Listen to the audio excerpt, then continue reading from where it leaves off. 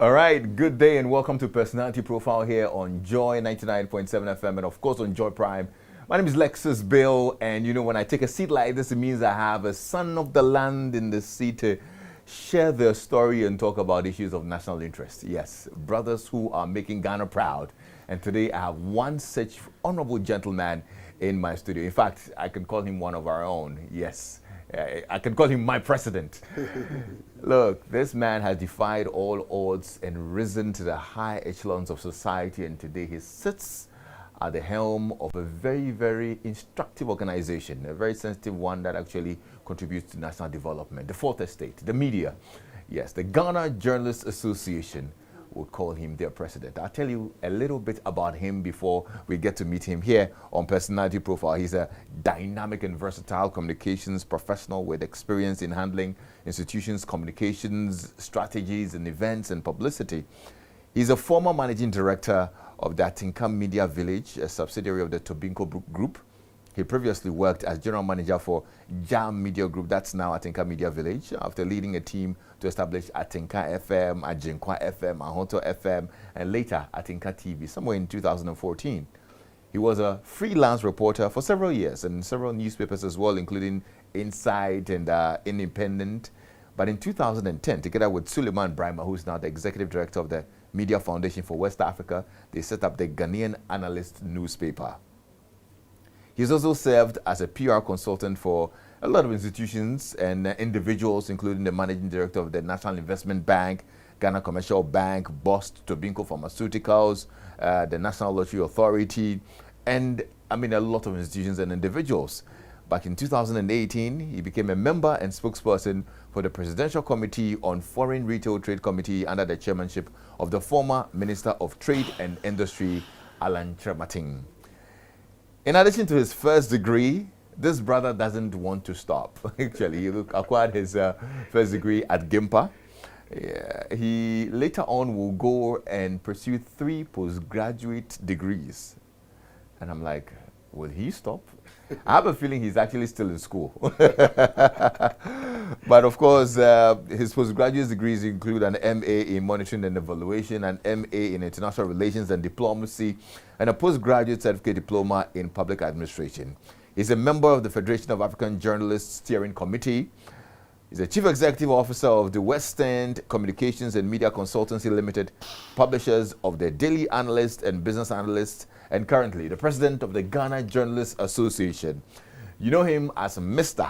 Albert Kwabena Dwumfuor, but we call him the General One. Welcome, sir. How are you? I'm fine. So good to see you. Good to see you too. Thank you for welcoming us into your office today. I know you're a busy man around this period, but we had to actually make time and talk to you because you've done amazing the past 3 years as GJA president. How are you, by the way? I'm fine, and of course, Lexis, I can't say no to you. They don't know me. I call you killer. Yes, we understand the killer. We understand that. We understand that. I'm doing wonderfully well, my brother. Yeah, that's good. No, I need to say congratulations to you. Of course, we've witnessed how you have transformed the association and actually led the affairs of journalists in Ghana and put them in good standing. And I need to say congratulations for all the work that you've done. Thank you so much. I'm honored. But I need to say, look, I know you're busy around this time, and rightly so, because elections are how many days away? Just 48 hours away or less, you know. Less, yeah. So I don't know, what has been keeping you busy these past couple of days? Of course, this is a crucial election we find ourselves, and for that matter, the stakes are very high. Ghana is at a crossroad to defend the peace we've been enjoying and also to defend our democracy. Ghana is for no reason that Ghana is seen to be the beacon of democracy in Africa, because when we look at the sub-Saharan region, Ghana is the first country to attain independence, and for that matter, we led the way, we showed the way. And so during this crucial period, sensitive period like this, where you're having a ruling government working so hard to break the hate, historically, we've had these two parties doing 8 years under the Fourth Republican Constitution. It was the Fourth Republic from 1992 to now. And so having a government in power who is poised to break the 8, and also an opposition, the main opposition party, say no, we will make sure that you will make that history happen, and that we are taking over the seat of government. And so the stakes are so high. There's so much tension, euphoria. We can feel the euphoria as, in fact, if you are a key stakeholder, key partner in this exercise, you'll feel it. Again, when you talk of democracy, you talk about the media. You know, there will be no democracy without the media. When you read the Constitution, or as the media, one of our key or core role, fundamental role, is to deepen democracy, ensure good governance and accountability. And how do we do that? Because we have always said that an attack on the media is an attack on democracy. Because in the past, where we used to in the military regime, we used to have the autocratic and the military rule. We're not democratic, and you didn't see the media strive. You didn't see the media having its independence and freedom in discharging its duty. But from '92 coming, and with the emergence of the private media, and in fact, now I can tell you that we have over 700 media institutions, media houses, media firms, stations in the country. This is because of the democracy we are enjoying. And for that matter, that tells you that the media plays very crucial role in ensuring the transparency, credibility, the fairness, and whatever you may call it, of the election. And so during this period, the whole country looks up to us. And you and I, we represent the eyes, the ears, and the mouth of the people.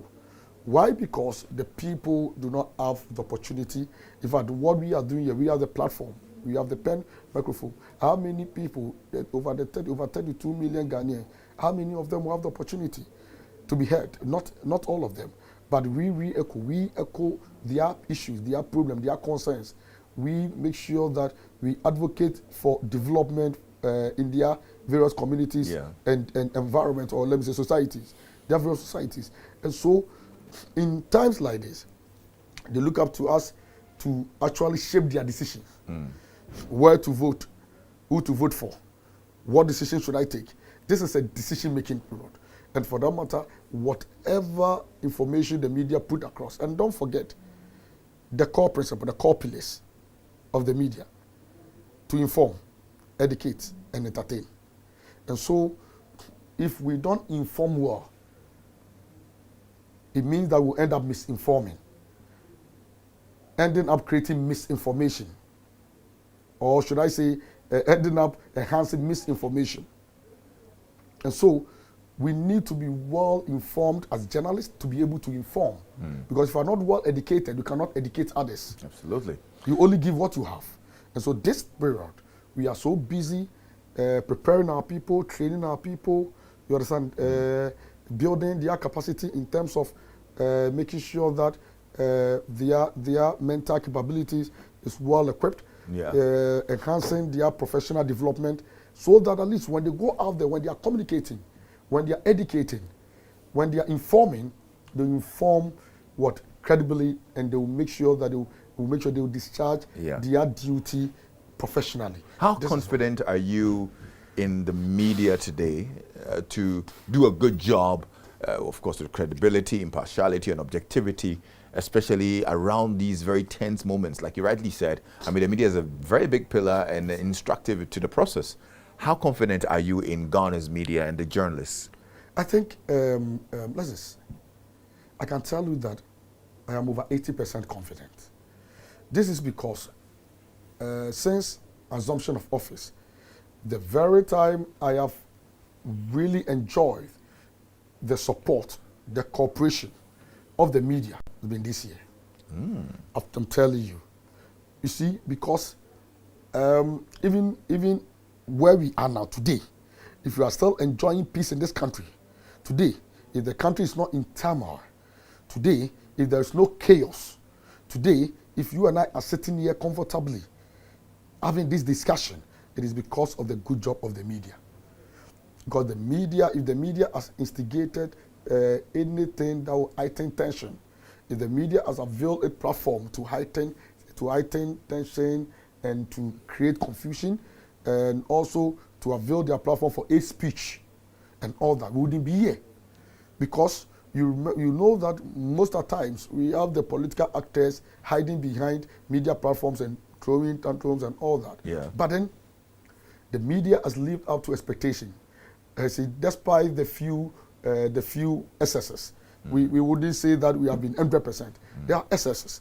You know, most of the time these excesses emanated or come from the deep-rooted media houses who are deep-rooted in politics. You understand? It is not a secret anymore that the ownership structure of the media is really insecretive, it's hidden. But some of us, with the aim of affairs and from what we said, we can tell you that about 70% of the media is owned by the politician. 70% of media houses, 70% of media houses are owned by the politicians. And so that should tell you that regardless, you can't take the politics, the alignment away. We have said that, look, before any political alignment, remember that you are a Ghanaian. Secondly, remember that you have a profession to uphold and to defend and to protect. And that profession is the media, that profession is the journalism. That makes you who you are. And that if you understand that, anytime you sit behind your microphone, anytime you take your pen, you know that even though I am aligned with political party A or B, but when I sit behind my microphone, when I pick my pen, I am what? I am professional. So it seems to me that you're not worried about the fact that some of these media houses are politically exposed or probably owned by politicians. And if you talk about 70% of the media houses being owned by politicians, that's huge. That's huge. I know. You know, doesn't that affect, you know, the delivery of the media? Don't you think that the polarization might be endemic, probably more endemic than we think? You see, we are practicing media pluralism. You know, even with this, I can tell you that we've been able, Ghana has come so far to even limit or reduce self-censorship in the media. And for that matter, I don't think polarization in the media works. Like I'm saying, there are few excesses. There are few ones who have chosen that path. You understand, of being political and in the act or in the event of churning out maybe misinformation, fake news, and all that, creating unnecessary tension on there. But then, I can tell you that majority have lived up to, because see, the profession, the certificate you have, the knowledge you have acquired, they said you'll be a journalist, you'll be a media practitioner. And I can tell you that this job is a core. If you don't have this core, it's like those who haven't heard the voice of God and start building churches and say that you are the men of God. In fact, if you have not been called by God, you know, you struggle. I know somebody who started church 11 years ago, and he started a church with 11 people, and to today he's still having 11 people. You understand what I'm saying? So if you are not called by God, but if you are called, if you see this industry, the fraternity as a core, you discharge it with ease. You discharge it effortlessly. You do it indispassionately, and you wouldn't have any issue with any alignment or not. Look, let me tell you, even with the politicians who own the media houses, they will even respect you as a journalist if you stand firm and discharge your work professionally. We are saying that. Look, all of us vote. Kela, as we speak, the EC commissioners, they voted during the special voting. In fact, one of the trending pictures was the picture of the EC chairperson, Jean Mensah. She voted. So it means that she voted for a political party. She voted for somebody. But that shouldn't reflect in the discharge of her work. That in as much as that all of her, because you and I will vote, it shouldn't discharge. Nobody should know where Lexis stand, even though you also have a preference and you wish that party A or B wins. But then in the discharge of your work, you are professional, and you don't expect and that is what the EC put. You think they don't also want a particular party or particular presidential candidate to win? They have interest. Yeah. But then it shouldn't take the better side, shouldn't take the better side of you. And again, you can remain professional regardless of your political affiliations. You see, I always give the example. I said that, look, as we preach press freedom, as we are being encouraged to defend and protect press freedom, we also want to ensure media responsibility. Because press freedom is not vague. Press freedom doesn't stand on its own. Press freedom comes with media responsibility. Because where your freedom ends, another one begins. And so if we are ensuring and we are defending press freedom, it doesn't mean that you should be reckless and do anything anyhow because of press freedom. Reason we have come out, if you have observed, you realize that we have come out to even call out people. We have come out to call out journalists, media practitioners who have been what? Who have been reckless in the discharge of their duties. Because we feel that if we don't do that, recently there was a journalist with one of the stations, something I don't want to mention, who had come out to misinform the public that the election is going to take place in over 2 days. Yes, I think I heard that different report. dates, yes, yeah. On different dates, on different days. That the first 7 will vote on the 7th, and then the other to continue like that. Yeah. How could you be such reckless? How would you go that? I think I learned the police picked him up. They picked him up, even though we don't agree. We don't agree, regardless of the fact that he is misinformed. There was an excess on his part. He was reckless. He was unprofessional. He was unethical. Or we think that some of these issues must be dealt with the due process of the law by using the civil remedies. We don't support the police always using those obnoxious laws, the Electronic Communication Act, and that criminal act, the section I'll refer to it. There are 2 obnoxious laws which the police have been using in regards to false news publication to arrest journalists.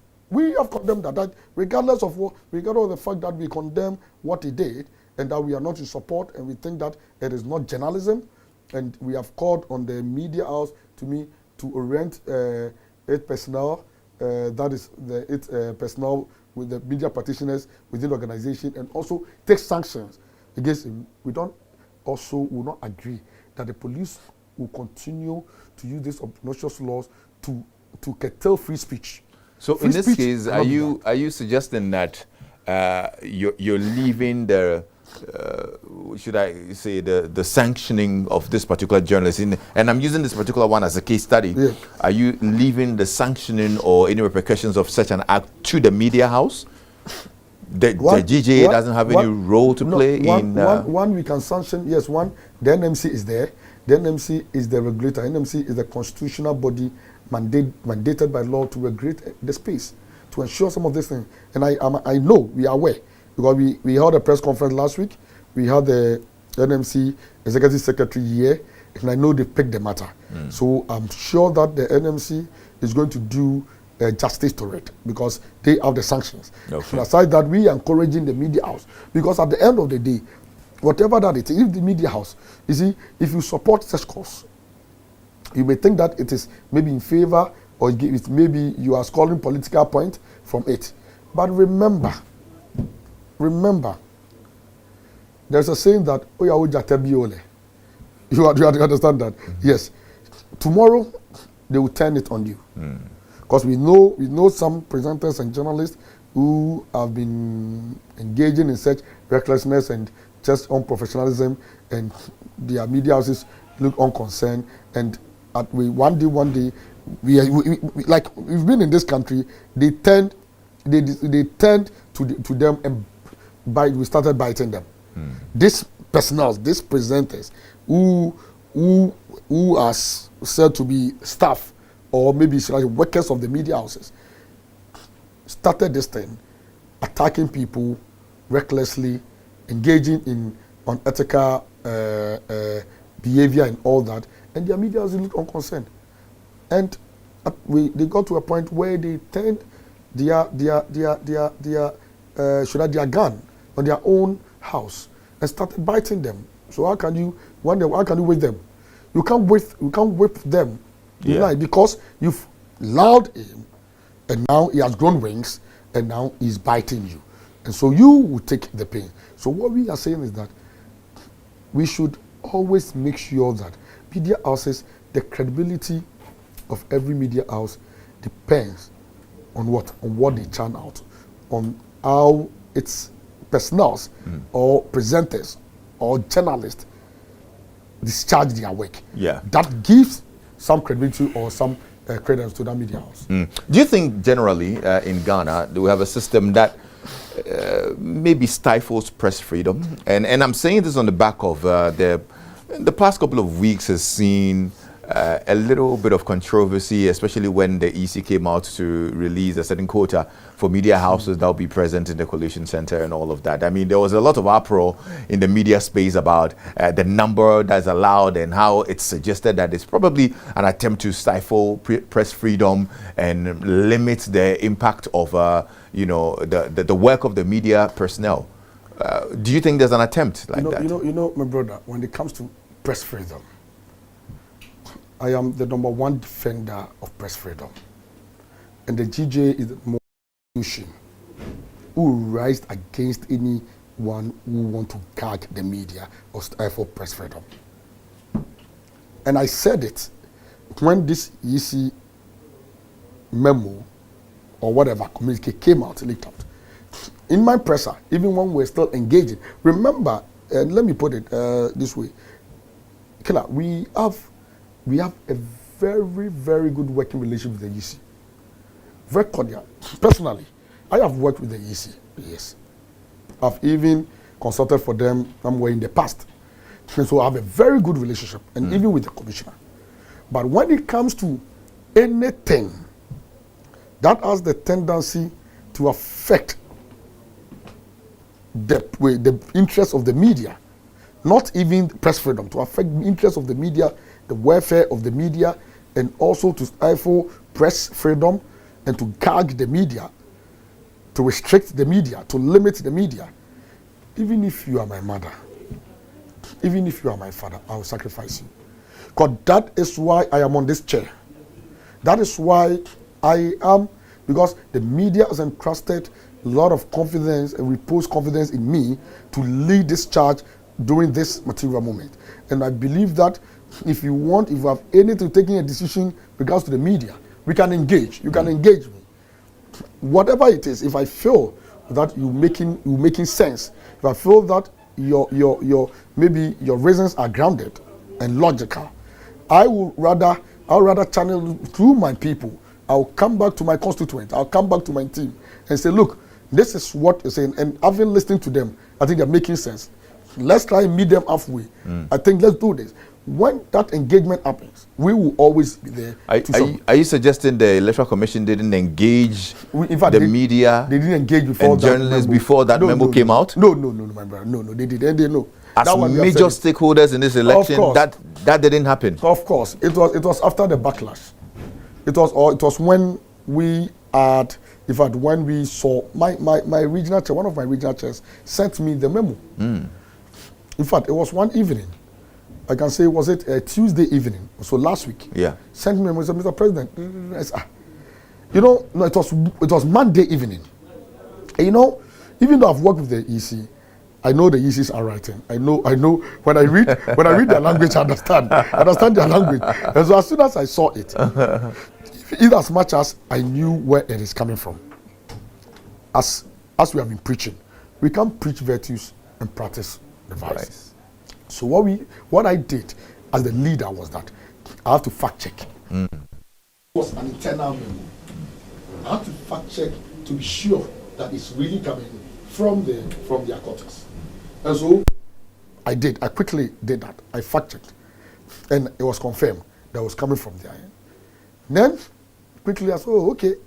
Then it means that once they have confirmed, then it means that they didn't engage that. And for that, for me, that is even something we shouldn't even entertain, because engagement is key. That brings peace, because there's no way you engage that we will not get to an amicable settlement. We may meet ourselves halfway. We may reach what we may reach an agreement that will be favorable to all. But if you didn't get, then I called, because I have a relationship, I called the EC chair. And I said, in fact, I sent it to her, and I called her. I was like, oh, madam, hey, this is what we receive.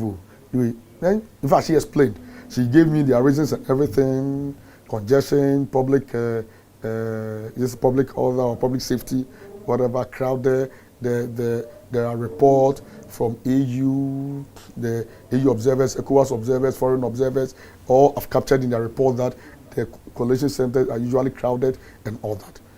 It gave a lot of reasons. The space earmark allocated for collation is not too huge or big, and that so they need to. But the question is that if you have a report, really, that says that there are congestions at the collation centers, the question is that did the report say that the media is the one the media is the main cause of those congestions? Did the report say that? Did the report now apportion, or maybe the report link the congestion to the media and say that the media is the one that will be causing the congestion, or the crowd will be causing the crowd with the crowded, or the crowding out the collation center? We couldn't get an answer. Again, we are even here to get those reports to even authenticate as to whether truly that's what the report says. And again, if it is even so, the way you went about it was not the best, because now our constituents taking it, and there's pressure on us, mounting pressure. At this point in time, we cannot make compromises, because already you have taken a point. Once we make compromises, it will be that, quote and unquote, they may think we are in bed, because if we've had that discussion earlier, and we had gone to them, that we would have convinced them and let them understand your position.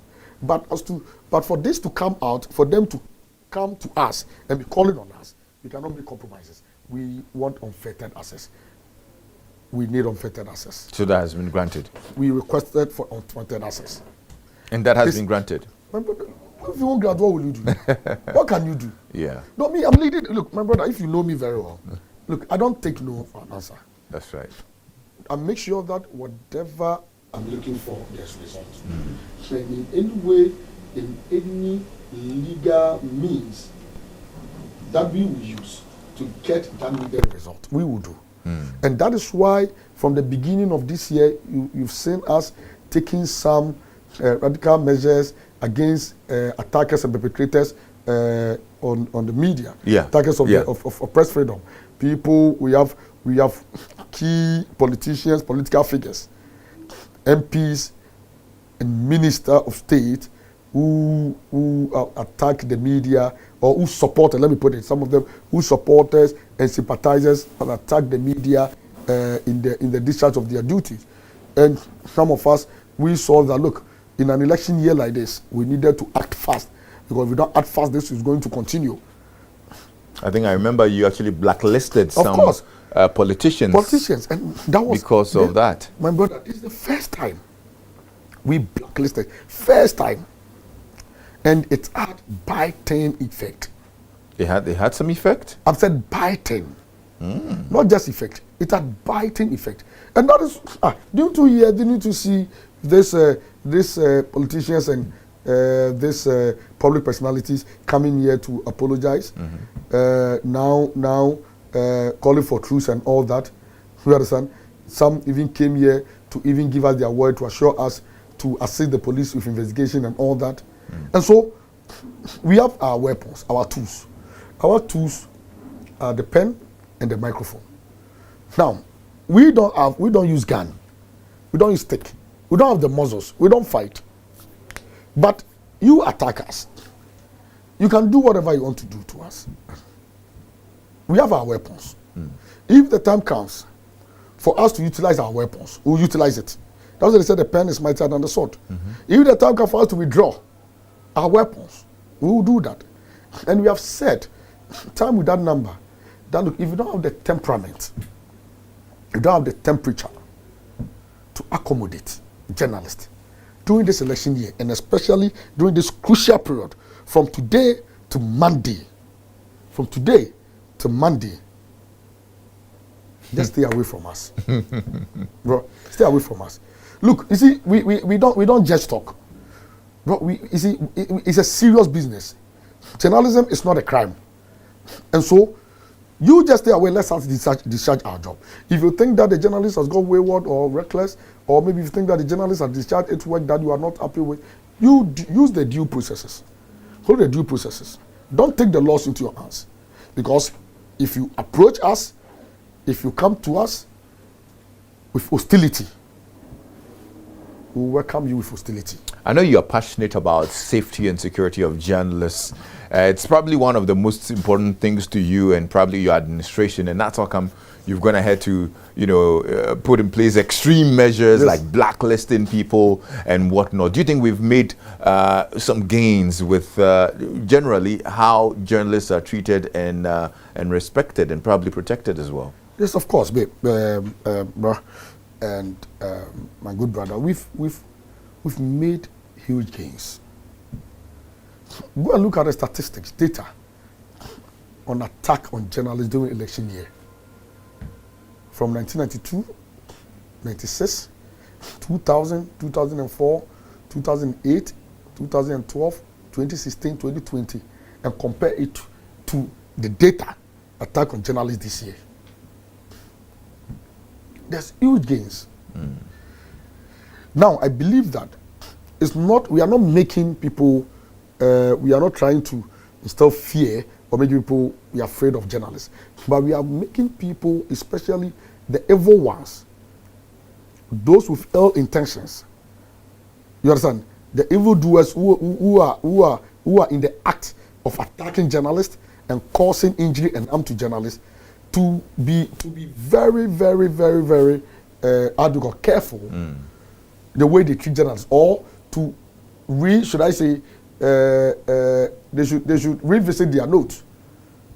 You understand? And change their ways or minds, because we know they are still in the business again.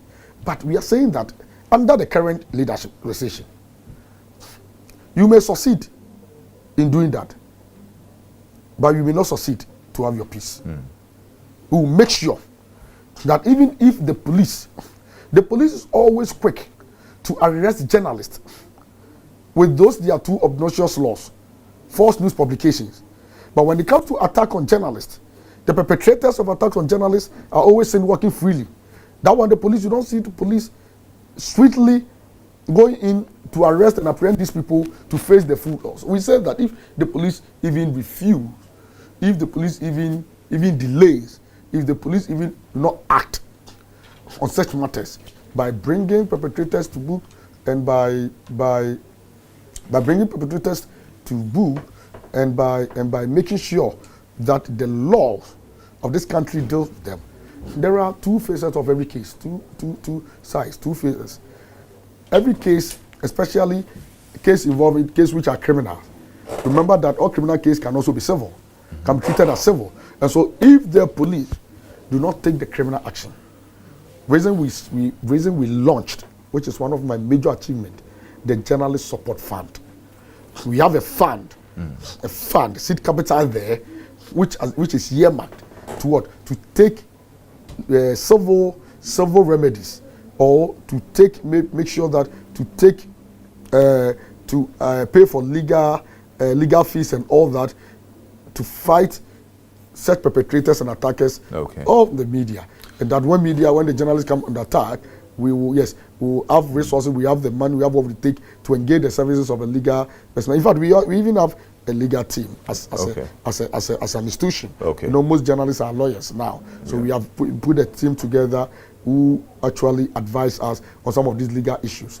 And some of this money used to take care of those things, and also to take care of the civil. Look, if there's one man I know in journalism who's passionate about this profession and who will fight tooth and nail to ensure its credibility and it's respected, it's you.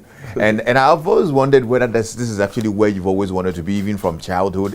Did you see journalism as one of those professions you wanted to be in? You see, I don't know, but you see, growing up, we were not fortunate, I wouldn't say that. I was born at Alajo. I grew up at Alajo. I studied in the experimental school, A&T, Newtown Experimental. There was little hope. In fact, we didn't anticipate coming this far, even though we were very hopeful that there was God or there is God, and that God can make everything possible. But from where we were, living the Zongo, walking through this Odor River, that Alajo Gata, crossing it here and there, with we had to look at our uniform, torn uniform and all that, going school, we running shift, either you are morning or afternoon. Sometime at that time, that was the time they were showing this movie came. I don't know if you remember, Shuffle. Journey to the West. Sometimes if you are in the afternoon, by the time you are ready to go, they are coming to show. They are coming to show. Let me sit down and watch. Let me sit down and watch the Journey to the West. By the time you realize school is over, that is there because you can't miss it too. Yeah. So you see, how some of us we always pray to be in the morning because they start at 1 p.m. So by the time you close, they can come and watch it. That was very interesting. But I see. What were your parents into? Oh, my mom was a trader. Okay. Was a trader. She was a trader. My dad was also a farmer, and was also a businessman. Okay. Yes, but then my dad passed out when I was young. Oh. I think I was in class 5. Okay. That passed out. So single parent. Wow. We're about 6. 6 children. Yes, 6 children. Wow. And you understand? And my mom alone. So that's what I'm telling you. It wasn't easy. Wow. It wasn't easy. But was there a profession that you wanted to be when you grew up? Like I'm saying that, from where we're coming from, we have dreams, but you see, you didn't have hope. And so there's not something. In fact, I started developing the passion, the journalistic passion, when after secondary school, I started working as a people's teacher. Okay. I was doing people's teacher. I taught in the many international school preparatory schools. So then I started developing the passion. Actually, because doing all this, do you know I started working, and people don't know this. Like, I started working at the age of 13. 13? Because I didn't have hope. I didn't even know I could even further medication. I could go to the secondary school. Because my mom was struggling. What work were you doing at 13? Oh, I was selling. In fact, I think those of you who are above 40 will know. We used to sell this ice water in Joy. Yeah. When you come to town. Right? Yes. The one in cups. The one in cups. Yeah. So you in gallon, you just carry the gallon and put the cup. You'll be holding the cup. So yes. So when somebody buys, the person take the cup, then you pour it. Yeah. So tell me, I do that. Then I'm paying commission. Then I graduated to PK. and the PK, aside the PK, I was earning this check back. So I did that to at least save some money, support my mom to be able to enter the secondary school. That was after GSS. I see. And so in the secondary school, anytime I vacate and I come back, I was going. In fact, I remember I even traded. I at a point went to Kanishin. Kanishin, you know what we're doing? We're selling rubber bag. We buy it in dozen. The dozen is 12. Okay. So assuming, let's say it's 50 cedis. You understand? Which 5 cedis then. Yeah. When you sell, you get 6 cedis. Okay. So you have 1 cedi. Yeah. As profit. So the number of dozens we're able to sell will determine how much you make. So, and because the profit margin was not that huge, when we are coming from Alajo, we have to walk through the industrial area, through the Kanishi Polyclinic, to Kanishi. When we close and we are tired, sometimes we will join the Trotsky, sometimes we have to walk, manage, regardless. We didn't have 2 square miles. I'm telling you, when you eat heavy in the morning, and that is it. When you come home and there's food, you eat. When you come home and there's no food, you drink water. And you sleep. You sleep. Because so it was a struggle. At the point I remember in secondary school, I was schooling, and when I come home, there was this cafe. That was the time Sakawa was coming up, that yes, they would generate credit card Yeah. to buy those things. So, a big brother of mine had opened a cafe, so we'll go there and they support. So at night, so once I'm there, at night they'll leave it for me. They train me. So night, I was the one watching. The Sakawa boys will come. I needed to make some money. So you joined them? No, I didn't do. I never. I didn't. In fact, do you know that I was rather helping them to generate credit card, but I never joined the act. I see. I don't know because I didn't fancy it. Yeah. They were buying, they will buy big clothes. They'll bring the shoes. They will see those dresses, that thing. I said no. I didn't fancy that. So I see. Yes, I was doing that, and sometimes during the day, my auntie used to she owns a shop at is it Makola? Yes, Makola, and biscuit shop. I don't know if you heard of Atai. Do you remember Atai, that criminal, hardcore criminal? Oh, of course. Was arrested some years back. Yes. You remember he crossed one woman on the St. John's Road, St. John's to Taifa. On the way home, he crossed the woman and ambushed the woman, robbed the woman. It was through that robbing that he got arrested. A woman. That was my auntie.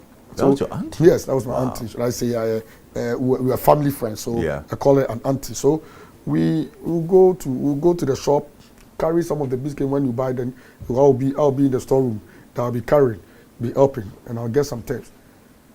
But I struggle, I was left out from my year group when we were going to final year because I was owing. I couldn't pay for my registration fee. Do you know that they published? And I was a prefect too. I've been a prefect from my junior secondary school. I know you were passionate about student leadership, even at Gimpa. Even at Gimpa, you know that. You know that, man. Even at Gimpa, you were passionate about student leadership. Of course. So I see. So growing up, I can tell you that we were born to lead.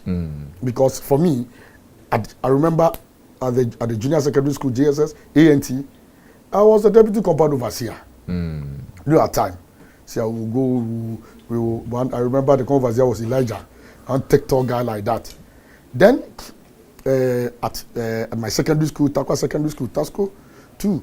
I remember when we were level 200. So when we were second year, the level when we were in SS2.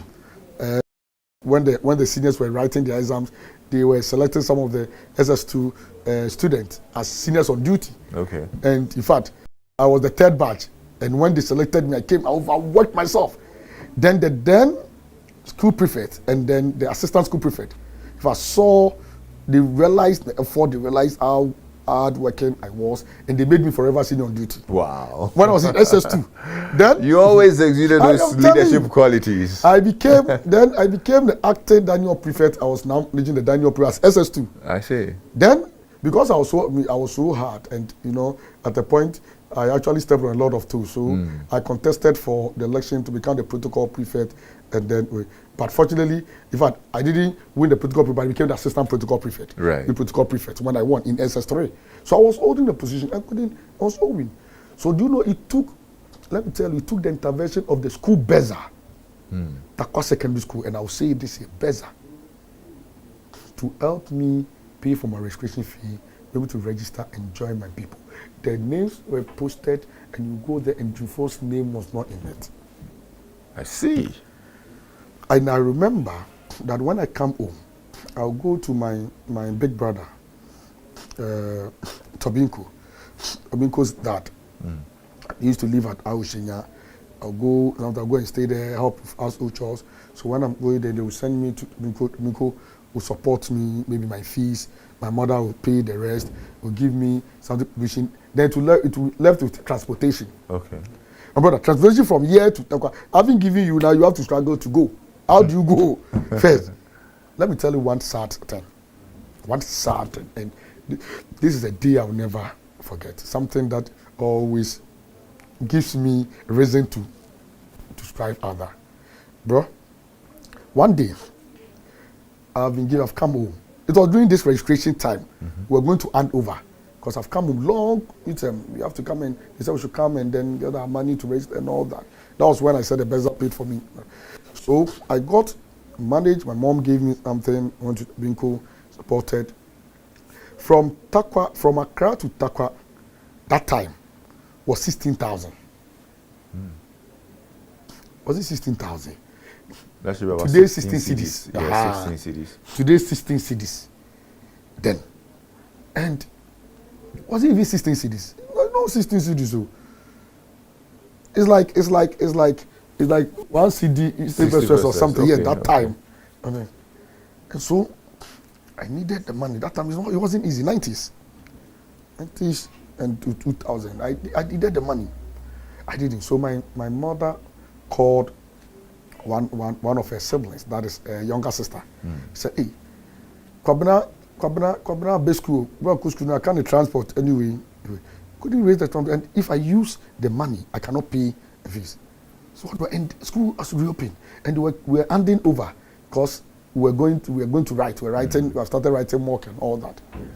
Then he said, oh, that time there was a construction company called Eagle Star, who were constructing the road from the Western region, I think, Bordier to Maswa Menfi. That's at Bogoso side. So, and the Eagle Star, the head office was at Malam, and the accountant lives in Accra. So he comes to Accra often, like weekend. So he was going back. Then my auntie said, oh, now the accountant, Eagle Star for accountant in Accra, or Accra, now Matisse so oba. And then my main friend, now say, Obetima for Kwabena. Then Mom said, okay. Then he called and said, oh, he said he should come and that he should go and wait at Malam Junction. You see where the former the filling station we used to get flooded whenever it rains, that side. So they asked me to go and wait there. He gave me time. I think he said I should be there before 12 or so. I got there because I didn't have option around 10, 11. I stood there to like 2 p.m. in the sun. I don't want to miss it. With my check bag and my... this man was not coming. This guy was not coming. At the point, got fed up. So I was worried. Then around 2 something, then the car came. It was a pickup. So as soon as I saw the car, I was a bit relieved. I sighed. And I said, oh. Then he said I should sit down. They put the bag at the back of the boot. And I sat in the car. So there were 2. So including making 3. Bro, I thought I've gotten an air-conditioned car to Takwa, so I was enjoying. Right, if I tell you what happened, interestingly. So we got to Apam Junction and Kamo, that's called Apam Junction. Then the man said, oh, he wants to see something. In fact, he wants to see someone. So she passed there. So we passed there. I didn't know. Bro, not knowing the man was going for his family, and his family was traveling with him to the Western region. The wife and the children. So we went, parked for like 30 minutes, and then we come. So then we saw the family. So as soon as I saw the numbers, I realized that no.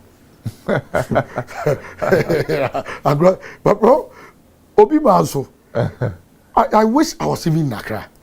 I didn't have any option. As soon as I saw them coming, I counted the numbers. And I realized that no, there's no way I'm going to be inside there. So you had to jump into the bucket? Bro, not just jump into the bucket.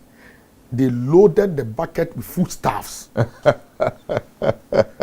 So together with the other guy who I was with, we have to go and sit on the goose. At the back? At the back. From here all the way to Takwa. That time the road was not good. I can imagine. I'm telling you. Yeah. The road. Very deplorable road. And do you know what happened? Tell me. Bro, that wasn't enough. They loaded, I sat there with my things, my Gary, my mom, like I said, he was a trader, and he goes on market trip, so he brings Gary. So he has given half for me, Gary. The whole school, if your Gary finish, come to me, you get some. Half of Gary, I was champion. Bro, we sat on it, and lo and behold, we got to Elimina. Between Elimina and Commander, then I realized the crowd has changed. It's about to rain. About to rain. Witness. Good. We were seated, and as we've held the bar. So as soon as we thought this man will have at least will be human. and have a feeling that there's somebody at the back, so he may want to pack. Because you could feel that it was raining ahead of us. Yeah. The man didn't pack. It was even on the top speed. Africa Nana just with me. Bro. You've been through a lot. Bro. Just about 10-15 minutes, we entered the rain. We started heavily. Wow. Do you believe from commander, whenever I remember this thing I cry, from commander to Kwesimin Team Takrade, that is where the rain stopped. The man didn't stop. Wow. Wow. Man didn't stop. I can imagine. That's terrible. I drove through the rubble road to Takwa. I got to my school and I said, thank you God. I got that my gari, my provision, everything was spoiled. I was shivering. I can imagine. I was messy. So the securities know me, they know me. I'm senior Dwumfuor. They called me senior Dwumfuor. Then okay. So they came to me. Look, my brother, I was sick for weeks. I couldn't even go for the adenova. So we can now say to God be the glory. Yes, to God be the glory, because it hasn't been easy. You have been through it. Of course. Yeah. And people sit back, people sit where, and then when they see us today, see us in the glory, they think we were born with silver spoon. Anyway, you've done well, and I need to say congratulations to you. Thank because you, this is quite a very touching story, and it tells a picture of where you are from and where you are now. I mean, it's an inspiring story that nobody knows tomorrow. Of course, right? Nobody knows tomorrow. Somebody said I should write a book, and you know the title he gave me. What? As for you, I'll reveal to you. He said what? From pessimistic, what is it? Situation to optimistic outlook. Yeah, from the pessimistic to the optimistic outlook. Wow, that would be a very good one. That would be a bestseller. I'm telling you. We want to see that book. And you need to write that book. When I won the GJA election, I remember after the swearing we went Thanksgiving service. So I invited people, including some editors, to Alajo, Church of Pentecost, where I've worshipped all my years.